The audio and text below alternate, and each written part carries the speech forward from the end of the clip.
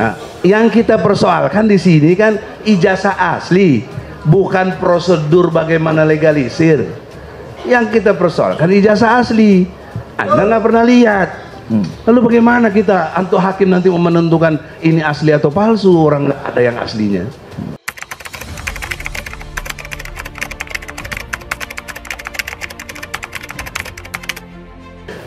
Anda pernah, seingat pendengarannya kalau tidak salah tadi Anda menjelaskan ikut legalisir, ngerti? Ya. Artinya tahu peristiwa legalisir tadi? Ya, melegalisir ya. Tahu ya? Coba ada kalimat apa di legalisir itu?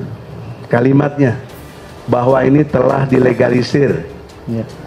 Sesuai dengan aslinya. Ya. Terus ente nggak pernah lihat aslinya. Ya. Kok berani bilang sesuai aslinya? Anda nggak pernah lihat asli. Ya. Jadi kalau jangan retorika. Ya enggak. Logik harus nggak boleh bohongi. Betul. Anda berani melegalisir sesuai aslinya. Aslinya Anda tidak pernah lihat. Bagaimana Anda? Ya. Jadi begini. Ketika legalisir, standar operasi prosedurnya itu masuk ke bagian administrasi, itu menunjukkan aslinya, membawa fotokopi.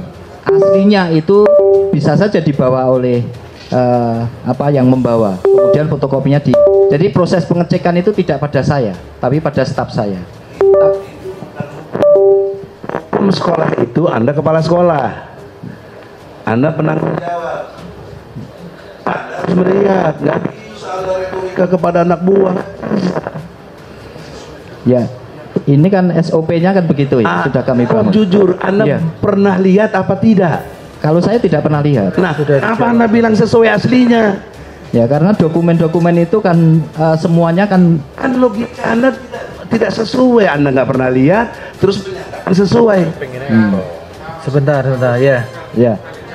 Sudah dijelaskan dia tidak pernah melihat aslinya. Logik ini nggak bisa dibohongi. Tidak bisa. Siapapun nggak bisa membohongi. Iya, sudah di diksi. Apakah perlu buang-buang waktu seperti ini kan? Nah, yang kita persoalkan di sini kan ijazah asli, bukan prosedur bagaimana legalisir. Yang kita persoalkan ijazah asli. Anda nggak pernah lihat.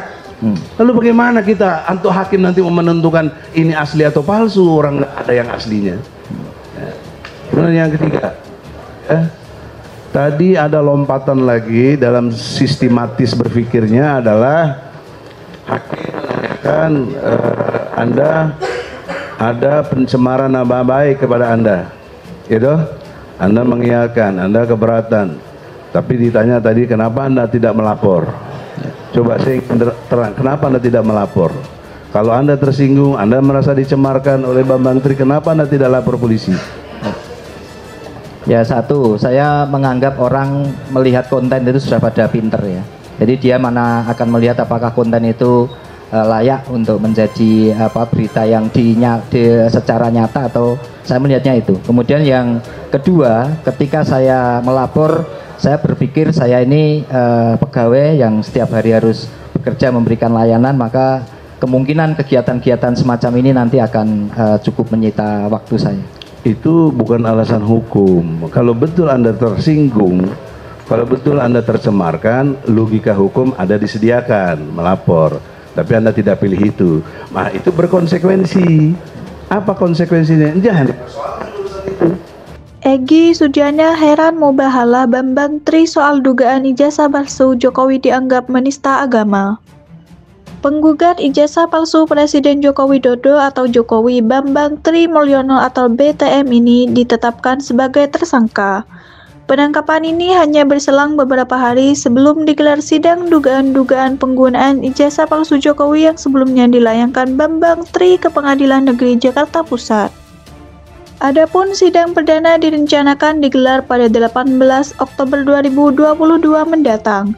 Bambang Tri Mulyono dijadikan tersangka dalam kasus ujaran kebencian berdasarkan sara dan penistaan agama. Tak hanya itu, Sugi Nur Raharja atau SNLD alias Gus Nur turut dijadikan sebagai tersangka.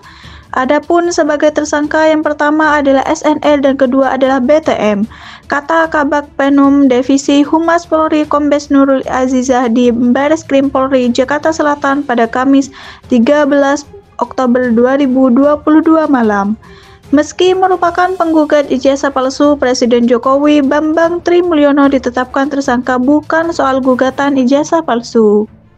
Terkait dengan perkembangan penanganan perkara narasumber pengacara, pengelola, pemilik, pengguna, dan atau yang menguasai akun YouTube Gus Nur 13 Official tentang ujaran kebencian berdasarkan sara dan atau penistaan agama, ujar Nurul.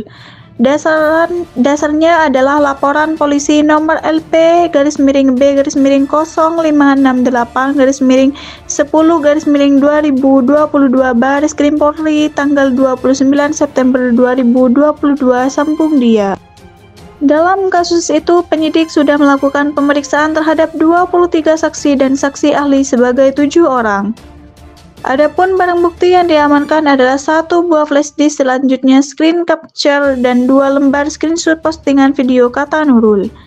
Pasal yang disangkakan kepada para tersangka yakni pasal 156A huruf A KUHP tentang penistaan agama, pasal 45A ayat 2 JO, pasal 28 ayat 2 Undang-Undang Nomor 19 Tahun 2016 tentang perubahan atas Undang-Undang Nomor 11 Tahun 2008 tentang informasi dan transaksi elektronik tentang ujaran kebencian berdasarkan suku, agama, ras, dan antar golongan.